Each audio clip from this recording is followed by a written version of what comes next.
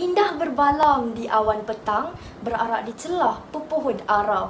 Pemanis kalam selamat datang, awal bismillah pembuka bicara.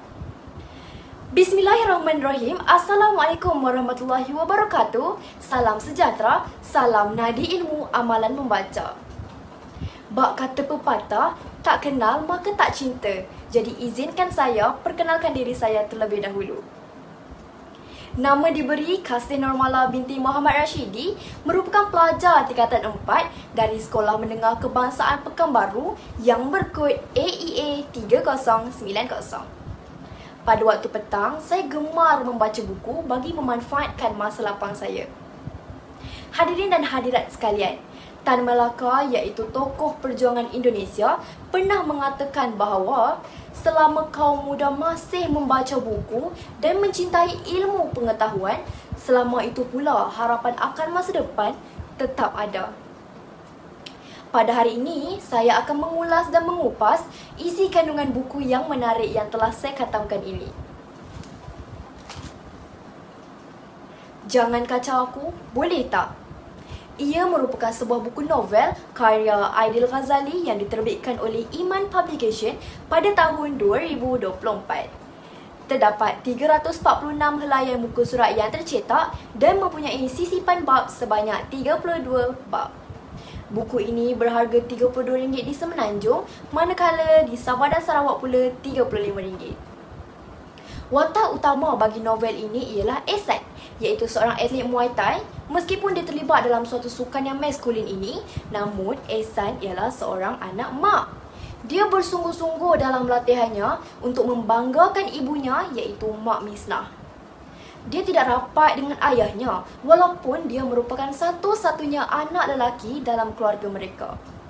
Namun, sesuatu tragedi telah menimpa keluarga Ehsan yang membuatkannya mengalami tekanan yang sangat serius. Sebelum ini, Ehsan hanya berpandukan ibunya, iaitu Mak Misnah dalam setiap perlakuannya. Semua pencapaian yang dilakukannya hanyalah demi ibunya saja.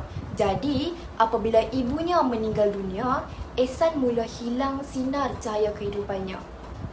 Ehsan mula mengurung diri di dalam rumah selama 2 tahun. Bahkan kawan-kawannya cuba mencari keberadaannya, namun tidak diketahui. Di dalam novel ini, Mak Misnah digambarkan sebagai sumber kekuatan dan menjadi inspirasi utama kepada Ehsan.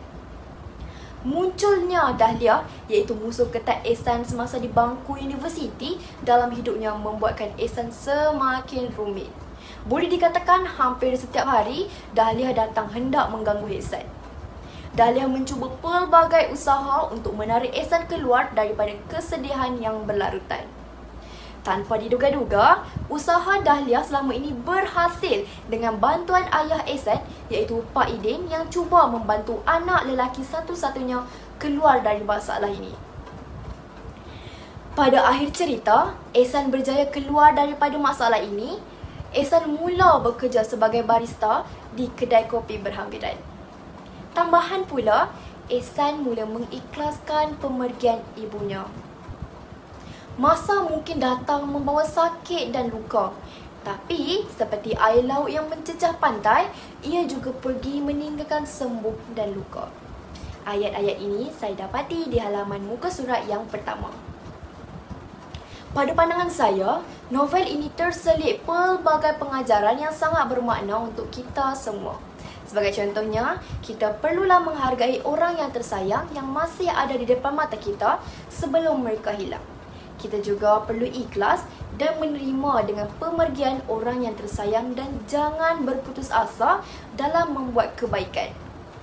Selain itu, isu utama yang ditekankan di dalam novel ini ialah isu kesihatan mental dan trauma, yang di mana penulis cuba menceritakan perjalanan hidup Ehsan dengan menggambarkan kesan yang mendalam apabila terjadinya tragedi kelam terhadap kesejahteraan mental seseorang. Secara keseluruhannya, novel Jangan Kacau Aku, Boleh Tak ialah sebuah novel yang sangat-sangat sesuai untuk pelajar seperti saya, kerana ia syarat dengan nilai murni dan pengajaran yang boleh dijadikan sebagai panduan hidup dalam seharian dan menjadi iktibar kepada kita. Tambahan pula, harga bukunya pun sangat berpatutan dan mudah didapati. Saya beri rating 4 daripada 5 kerana walaupun jalan ceritanya menarik dan penuh emosi, tetapi pengakhiran ceritanya agak tergantung. Ia membuatkan saya ataupun kita sebagai pembaca tertanya-tanya apa sebenarnya maksud di sebalik pengakhiran itu. Tapi mungkin itulah kekuatannya, menjadikan pembaca berfikir dan rasa ingin tahu yang mendalam. Sekian, terima kasih.